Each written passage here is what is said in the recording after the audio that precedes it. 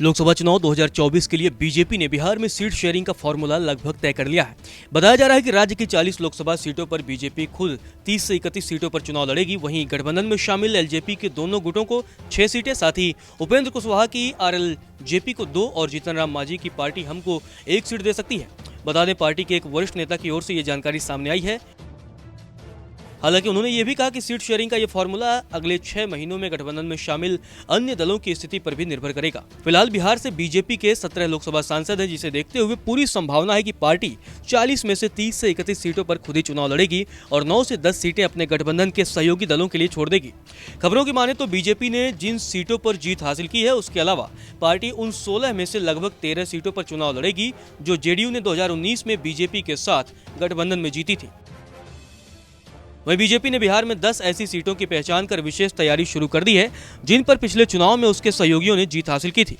इन सीटों में वाल्मीकि नगर, कटिहार, पूर्णिया, गया, झंझारपुर, सुपौल, मुंगेर, किशनगंज, नवादा और वैशाली शामिल है।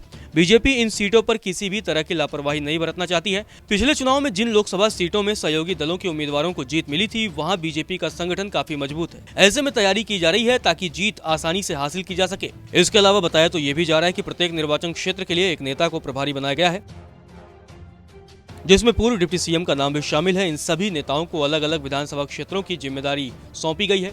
इन लोगों को बूथ स्तर तक बैठक कर मतदाताओं को जागरूक करने की जिम्मेदारी सौंपी गई है। पार्टी अपने कैडर को भी मजबूत कर रही है और राज्य में जातिगत समीकरणों को संतुलित करने के लिए छोटे संगठनों के साथ गठबंधन पर भी नजर रख रही है।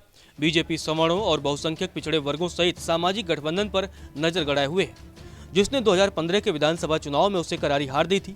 इस दिशा में पहला कदम उठाते हुए पार्टी ने सम्राट चौधरी, जो कि कुशवाहा जाति से आते हैं, उन्हें प्रदेश अध्यक्ष की कमान सौंप दी है।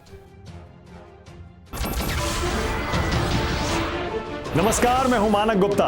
अगर आपको हमारा ये वीडियो पसंद आया हो तो इसे लाइक और शेयर जरूर करें और हाँ, हमें सब्सक्राइब और फॉलो करना ना भूलें ताकि आप देश और दुनिया की कोई खबर मिस ना करें। तो जुड़े रहिए हमारे साथ और देखते रहिए न्यूज़ 24।